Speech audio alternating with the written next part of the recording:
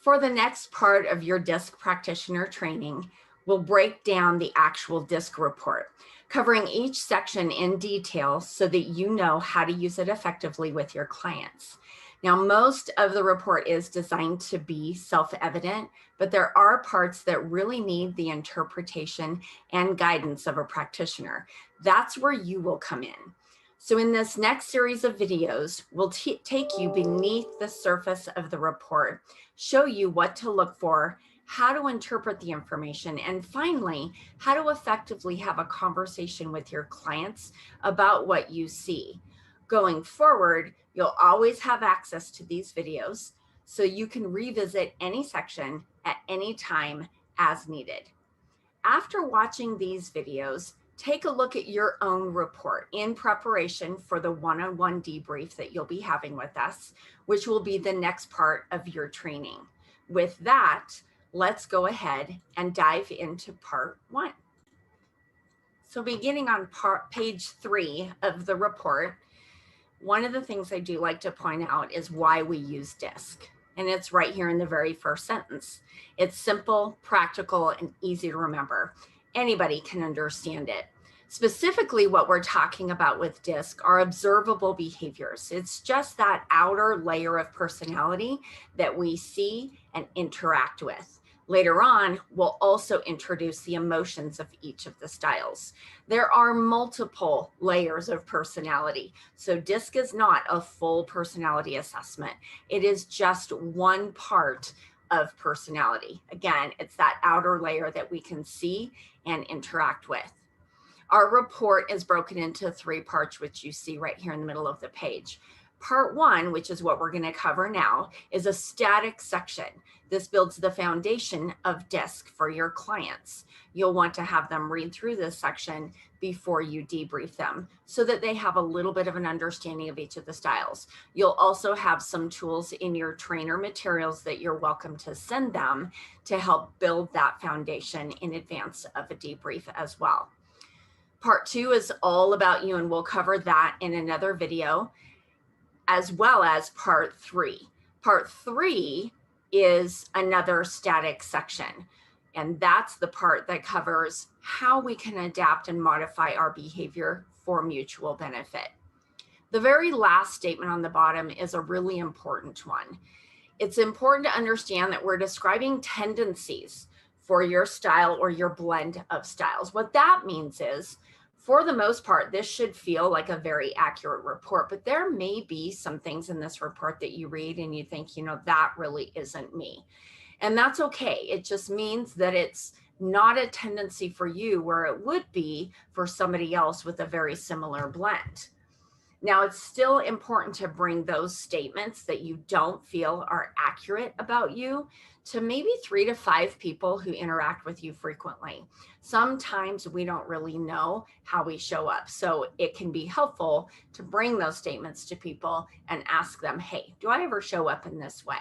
None of this is good or bad. It's really important to remember this. But gaining an understanding of who we are and why we do the things we do is what DISC is all about. So it's not good or bad. It's just what is true for you.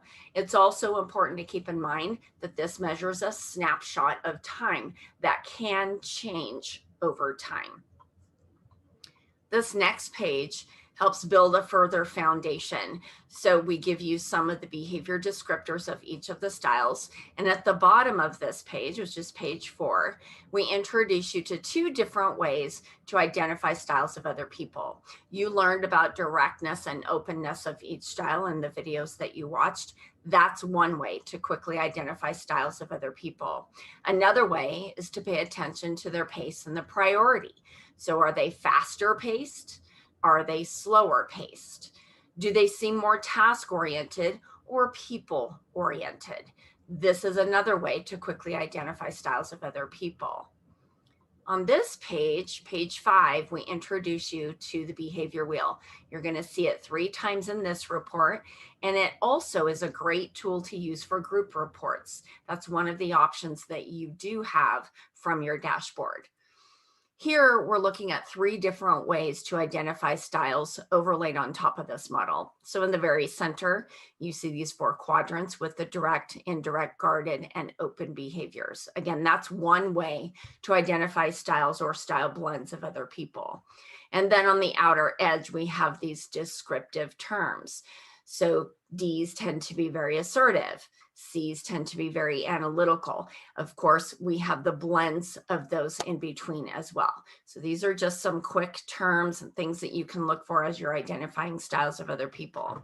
And then what we have in the 4 corners are the pace and the priority of each style. So our faster paced styles, Ds and Is, are over here. Slower paced, S's and C's over here. Ds and C's tend to be our task-oriented styles, whereas I's and S's tend to be our people-oriented styles.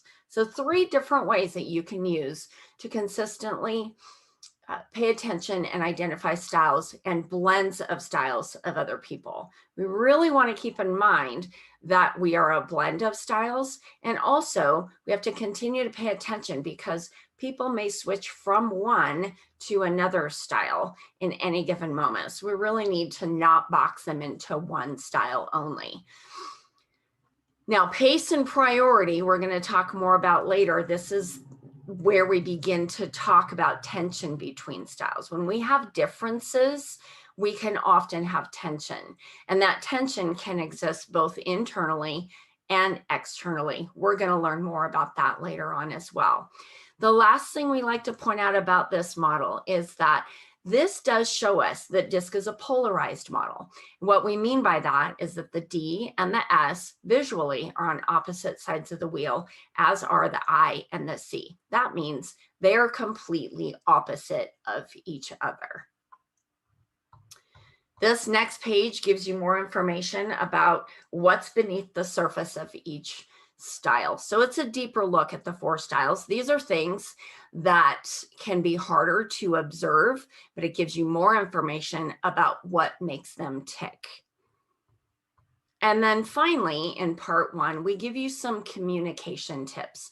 So for each style, you have 2 columns. Over here on the left, we tell you the characteristics of the style, and over here on the right, what you should do as a result of those characteristics.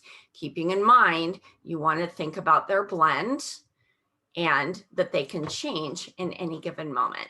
So that wraps up part 1 of the report.